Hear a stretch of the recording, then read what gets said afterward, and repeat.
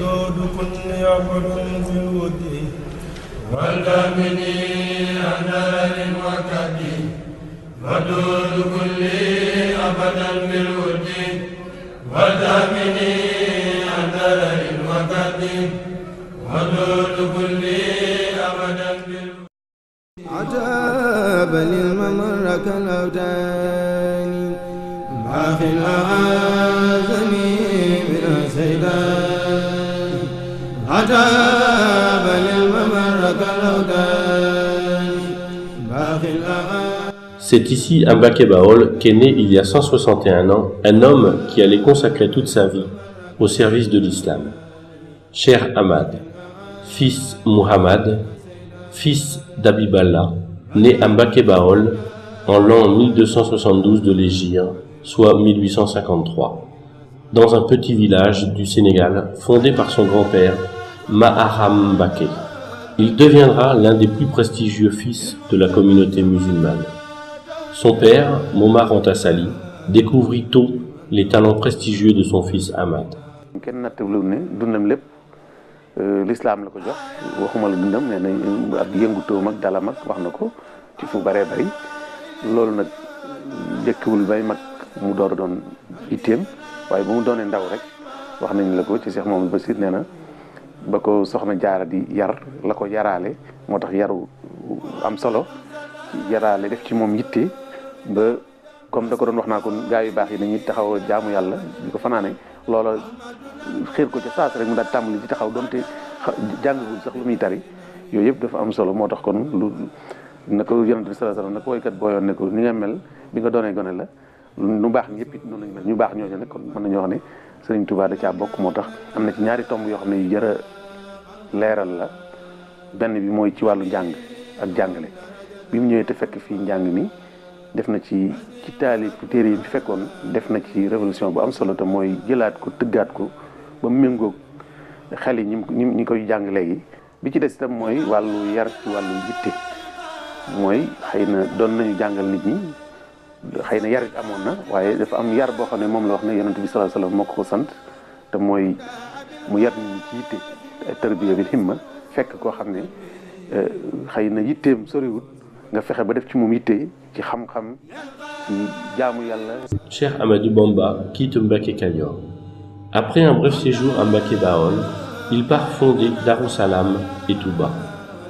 Après Darussalam et à la fin de l'an 1305 de l'Hégire et au début de l'an 1306, soit 1888, il fonde la cité de ses rêves, Touba.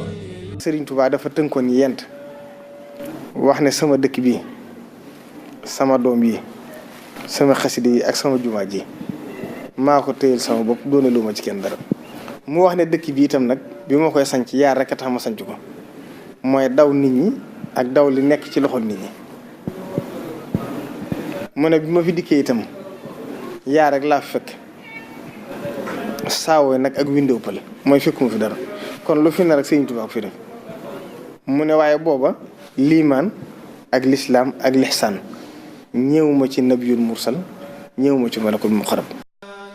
Au mois de Ramadan de l'an 1312 de l'Hégire, soit 1894, dans la mosquée de Darou Koudous, inondée de lumière, le Cheikh Ahmadou Bamba reçoit l'apparition et la parole du Seigneur des messagers, Muhammad, paix et salut sur lui.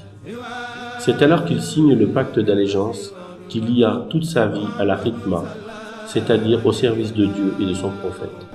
Touba est une étape très importante de la vie de Cheikh Ahmadou Bamba. C'est d'abord une ville, une cité qu'il a fondée pour le recueil des grâces. À Touba, il ne pouvait pas subir les épreuves qu'il a eu à subir toute sa vie pour l'accomplissement de sa mission et son élévation spirituelle. Son entretien avec le sceau des prophètes, Muhammad, paix et salut sur lui, marque un tournant décisif dans l'histoire de l'islam. li nga xam ne moo taxoon a jug sëriñ bi loolu moom leer na ndax da koo tënkal boppam sababu xaybati an allaha arada an anaala minhu jaaha wa an akuna shafian li xawmi wa an akuna xaadiman fi dawmi rasulullahi sallallahu alayhi wa sallam bi nga xamee ne gis ne sëriñ bi ci xalwa da ko xamoon ne ko cër yi nga xam ne xam nga ko muy bokk ci asma bokk ci waa ahlu badr bokk ci loolu dafa weesu ndax la ko daa may jeex na mooy jihaad te jihaad amatul li ci des rek waaye Serigne Touba nag xamal ko ne ko jëmm ji la bindut ak yaram bi ba xam lu mu attan lu mu attanut waaye bu ko roogi attanee ak jëmm ji ne fit ak jom ji attan na ko loolu kon mooy li tax mu jóge fii liggéey la Rasulullah sallallahu alayhi wa sallam. Il quitte Touba pour rejoindre Mbacké Bari au Djolof, au nord du Sénégal, et poursuit ainsi le chemin de sa mission sacrée. À Mbacké Bari, en 1895, les rapports confidentiels de M. Leclerc et de M. Merlin se multipliaient au sujet de Cheikh Ahmadou Bamba. M. Leclerc écrit « Le Cheikh Ahmadou Bamba détient des armes et de la poudre qu'il a déjà distribuées à ses partisans. Les talibés prêchent la guerre sainte et recrutent des adeptes dans le centre du pays, depuis Nioro jusqu'à Bakel. Cheikh Ahmadou Bamba dit à ce propos « Dieu a voulu que je sois capturé par mes ennemis et exilé vers de lointaines contrées, où il me dota d'une ouïe plus sensible que celle de Saria, à propos de mes relations avec lui et de son envoyé. » Sëñ Tuubaa lu mën a am tubaab ñoo ko tooñ ndax tubaab bi bi ñëwee ba toog El Hadji Omar dafa prêché guerre sainte jihaad bi ko tubaab yi gisee ñu xam ne guerre jihaad dana metti ci ñoom jamono di dox ba bés yu suñu signalé leen kat am na benn sëñ mu nga beddoo ko ci benn dëkk moom kenn la fa nekk waaye nit ñaa ngi koy fekki rek nit ñaa ngi koy seeti suba am ngoon guddeeg bëccëg ñu ngay ñëw tubaab yi bu ñu ko wooyee doon waddu ñu seet ni kii bu ñu moytuwul fii ñoom El Hadji Omar ak ñoom Amadou Cheikhou jaar dana fa jaar tubaab yi toog benn bés dali ko convocation bu njëkk ba dafa ñëwul deuxième convocation bi ñu envoyé ay espadrilles dem jëli ko jeewal. Les soldats envoyés contre le Cher le croisèrent à Djéwol.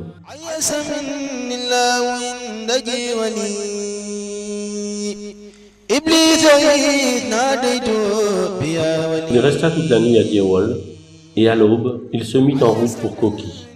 Il prit le train à Louga pour Saint-Louis où il fut enfermé. Effectivement, Cheikh Ahmadou Bamba rencontra les autorités coloniales le 10 août 1895 à Djéwol. Le 18 Safar 1313 de l'Hégire. Ces dernières l'acheminèrent à Saint-Louis où il subit plusieurs épreuves pour la défense de l'islam. Il raconta: j'ai enduré en ces lieux à Saint-Louis ce que je n'oserais jamais raconter par souci de bienséance vis-à-vis de mon Seigneur. Malgré toutes ces épreuves, il resta constant dans sa mission au service de l'islam. Khadim Rassoul, en partant pour l'exil, dit: le miséricordieux m'a appris dans le navire que je suis le serviteur du prophète sallallahu alayhi wa sallam. Il séjourna dans cette région, soit 40 jours, et le 5 septembre 1895, le conseil privé décide d'interner Cheikh Ahmadou Bamba au Gabon. Dans un courrier du 16 septembre 1895, le gouverneur du Sénégal annonce au ministre des colonies la décision du conseil privé. Il écrivit: le marabout Ahmadou Bamba sera dirigé vers Libreville par le paquebot passant à Dakar le 21 septembre. Une pension de 50 francs lui sera servie pendant la durée de son internement. Au-delà des raisons objectives qui ont mené à l'exil de Cheikh Ahmadou Bamba, notamment ses relations tendues avec le colonisateur, pour le Cheikh lui-même, cet exil constitue une étape décisive de sa trajectoire spirituelle, dans la mesure où c'est à travers cet exil de 7 ans au Gabon, où il a subi les plus pénibles épreuves, qu'il s'est consacré, comme il le voulait, au service du prophète, Khidmatou Rassoul, service à travers lequel il a accédé au plus haut degré spirituel et à travers lequel aussi il a obtenu les bienfaits de Dieu qui font que tous les ans, la communauté mouride célèbre cet événement qui correspond au 18 Safar 1313 ou le 10 août 1895. Au Gabon, le Cheikh connut toutes les difficultés. Il fut jeté dans le feu par des mercenaires voulant faire leur propre loi, mais les flammes épargnèrent le serviteur du prophète. Lorsqu'il se trouva seul entre la forêt vierge et l'océan de Mayamba, le Cheikh, fortifié par les épreuves, s'adressa à l'océan en ces termes. Ô océan de Mayamba, témoigne en ma faveur que je suis l'esclave de celui qui pardonne les péchés et que je demeure le serviteur de l'élu. Le Cheikh fut jeté dans la terrible forêt équatoriale où les plus entraînés et les hommes les plus coriaces périssaient sous l'effet des maladies endémiques et des piqûres des mouches tsetse. Cheikh Ahmadou Bamba déclara « Les odes que je dédiais à Muhammad ont dissipé la maladie et la mort dans la forêt de Mayamba. »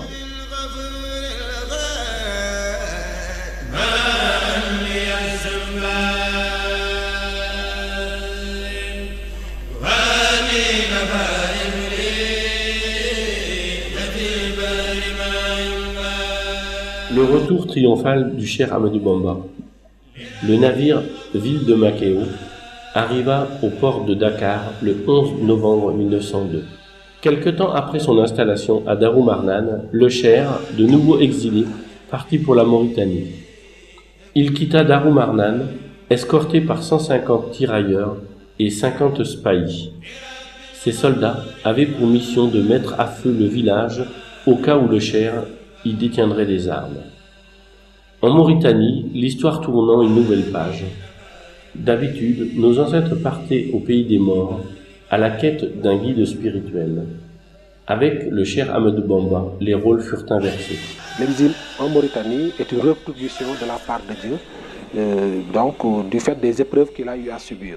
Et dans la pratique, on constate qu'effectivement, durant son exil de 4 ans en Mauritanie, la voie de Cheikh Ahmadou Bamba a connu une croissance exponentielle et c'est aussi à travers cet exil-là qu'on s'est rendu compte que beaucoup de tribus maures lui ont prêté allégeance, ce qui en définitive représente une sorte de révolution dans la mesure où auparavant ce qu'on connaissait c'était des musulmans noirs qui faisaient allégeance à des maîtres morts qui étaient prétendus être les plus savants et les plus purs, mais avec Cheikh Ahmadou Bamba on a constaté que des tribus maures faisaient allégeance à des maîtres soufis noirs, ce qui, en quelque sorte, représente une sorte de révolution mentale et même spirituelle. Les érudits lui souhaitèrent la paix et rivalisèrent pour lui offrir la meilleure hospitalité. Chacun désirait le privilège de recevoir le Cheikh chez lui, sachant qu'il était l'héritier du prophète. Au début de 1907, le Cheikh fut autorisé à rentrer au Sénégal.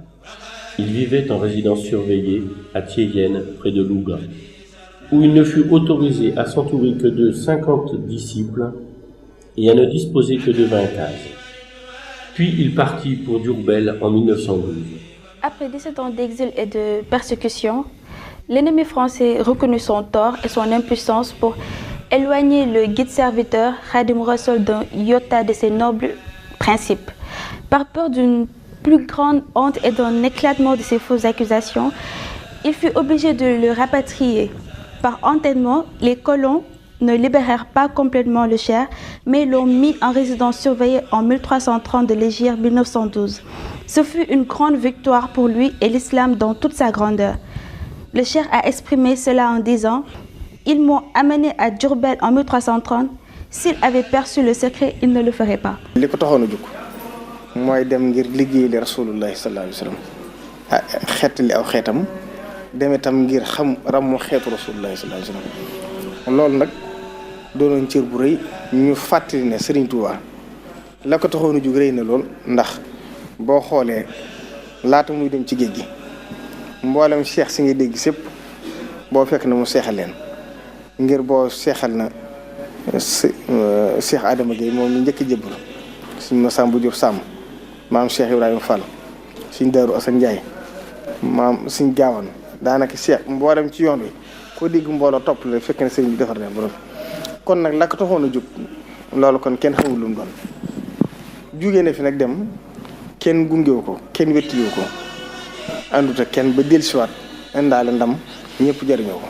Cheikh Ahmadou Bamba avait compris que c'est un combat qui est éternel parce que de tous les temps, il y aura un certain nombre d'influences qui s'exerceront sur les populations et qui ne seront pas toujours des influences positives et qu'il fallait protéger les populations en mettant surtout l'accent sur la foi. Mais une foi qui prépare au travail, une foi qui prépare à l'implication dans la vie productive, une foi qui prépare à une vie sereine dans l'au-delà. Il invite sa communauté, il invite l'Afrique, il invite le monde entier à s'inscrire dans cette dynamique-là.